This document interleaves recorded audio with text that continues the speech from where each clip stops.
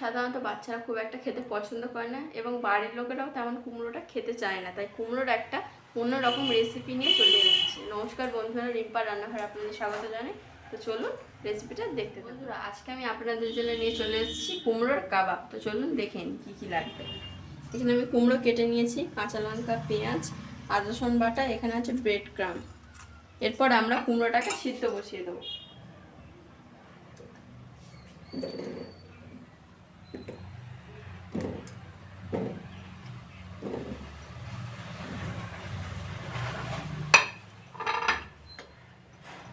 দিয়ে দেবো একটু নুন,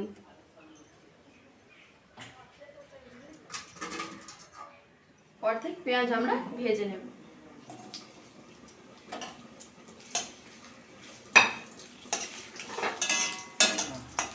এখানে আমি দুটো শুকনো লঙ্কা দিয়েছি, দিয়ে এটা ভেজে নিই। ঠিক এইভাবে আপনারা পেঁয়াজটাকে ভেজে তুলে নেবেন।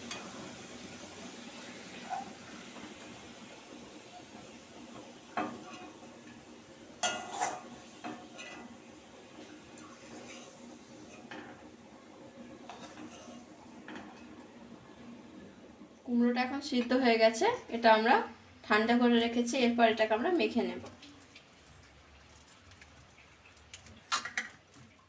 এরপর এতে আমরা দিয়ে দেবো ব্রেড ক্রাম্ব,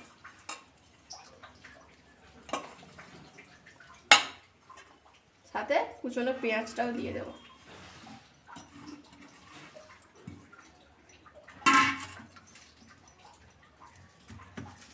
এরপর দেবো কুচনো কাঁচা লঙ্কা, দিয়ে দেবো ভাজা পেঁয়াজটা, আর এখানে আছে জিরে গুঁড়ো, ধনে গুঁড়ো ও গরম মশলা গুঁড়ো, আর দিয়ে দেবো স্বাদ মতো নুন। আর লাগবে অল্প একটু আদা রসুন বাটা।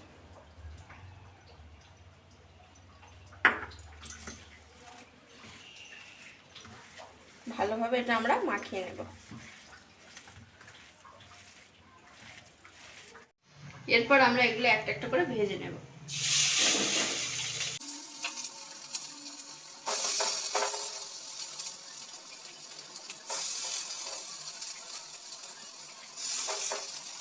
রেডি হয়ে গেছে আমাদের কুমড়োর কাবাব।